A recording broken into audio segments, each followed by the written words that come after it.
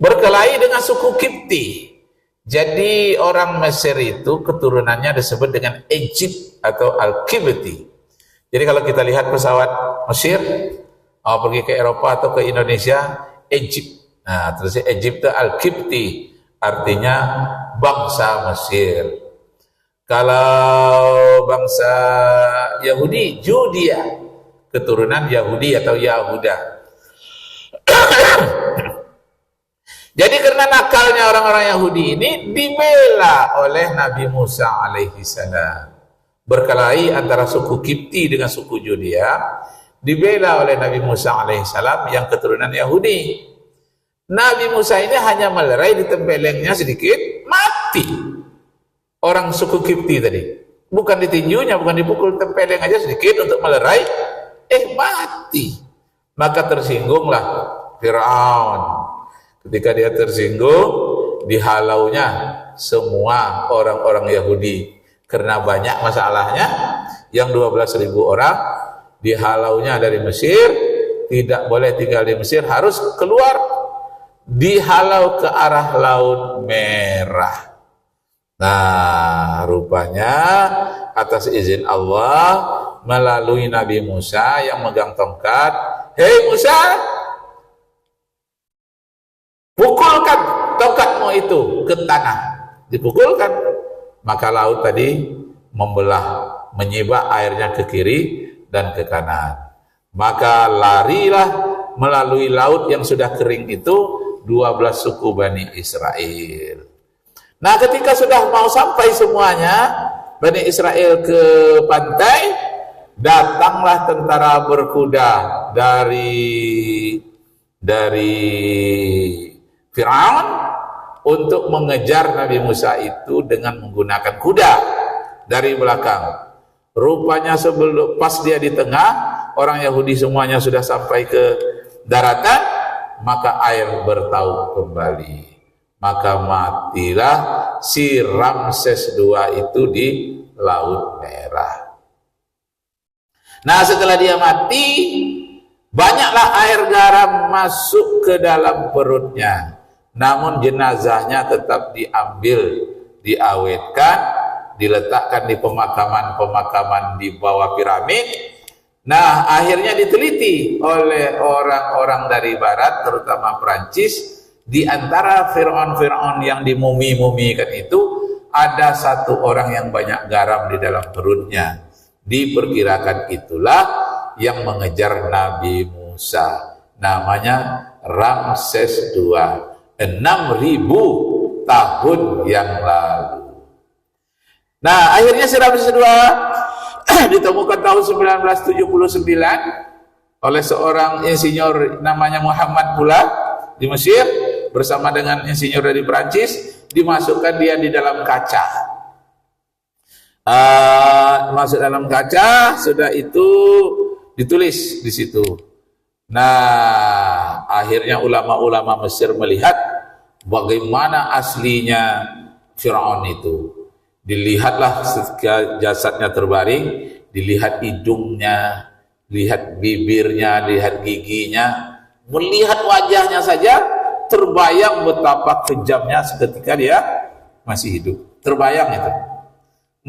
Udah mati dia sekian ribu tahun, terbayang itu kekejamannya dari wajahnya Fir'aun. Nah, orang Perancis tadi mengatakan, kok begitu? Kok sudah 6.000 tahun yang lalu, kok bisa selamat ya? Apa kata Maurice Bucaille, seorang ilmuwan dari Perancis juga? Ini katanya penyelamatan tubuh Fir'aun ini sudah ada di dalam Al-Quran sejak 1.500 tahun yang lalu, bahwa tubuh Fir'aun itu akan diselamatkan. Kata orang insinyur Perancis, tak mungkin. Kan Al-Quran itu kitab dongeng-dongeng. Al-Quran itu hanya cerita-cerita hayalan. Mana mungkin hal-hal yang nyata seperti ini ada di dalam Al-Quran.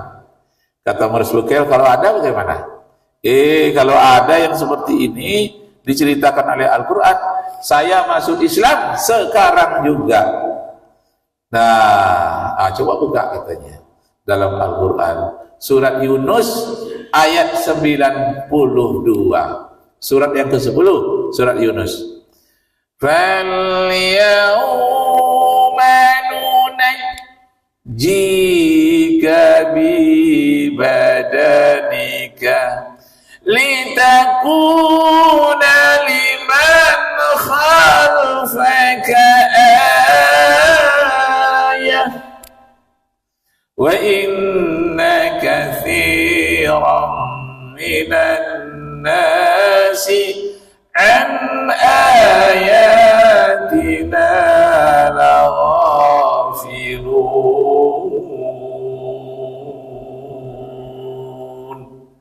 Pada hari ini aku selamatkan tubuhmu wahai Fir'aun untuk menjadi pelajaran bagi umat-umat nanti di belakangmu. Akan tetapi banyak orang yang lalai dari peringatan Allah Subhanahu wa taala. Apa peringatannya?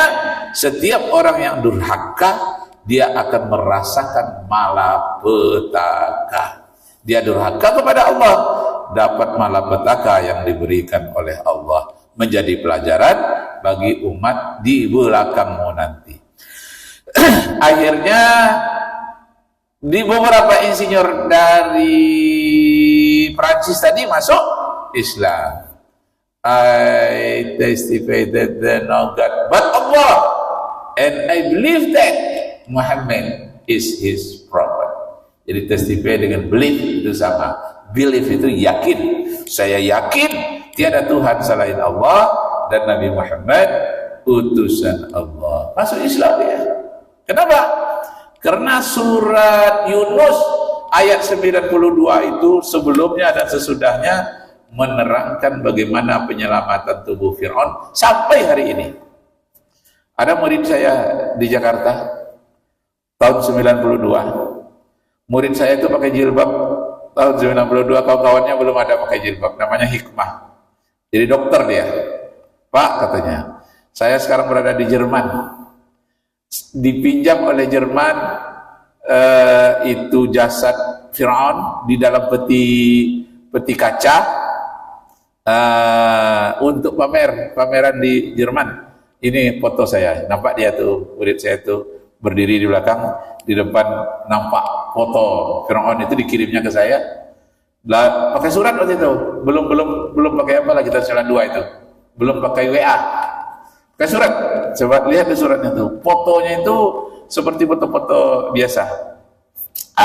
Ditulis di situ, surat Yunus ayat 92. Falyawma nunajjika bi badanika litakuna liman khalfaka ayah wa inna katsiran minan nasi an ayatina laghafilun.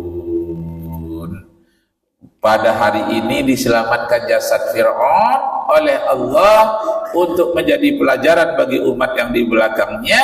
Akan tetapi banyak manusia yang lupa, lalai akan peringatan Allah Subhanahu wa taala. Yang lupa akan peringatan itu paling banyak adalah di Israel itu tadi. Orang-orang Israel lupa peringatan Allah. Apa peringatan Allah terhadap orang Israel? Peringatan bahwa orang-orang yang membangkang kepada Allah, dia akan tersiksa di dunia ini juga. Orang yang durhaka kepada Allah, ada yang dikutuk jadi monyet.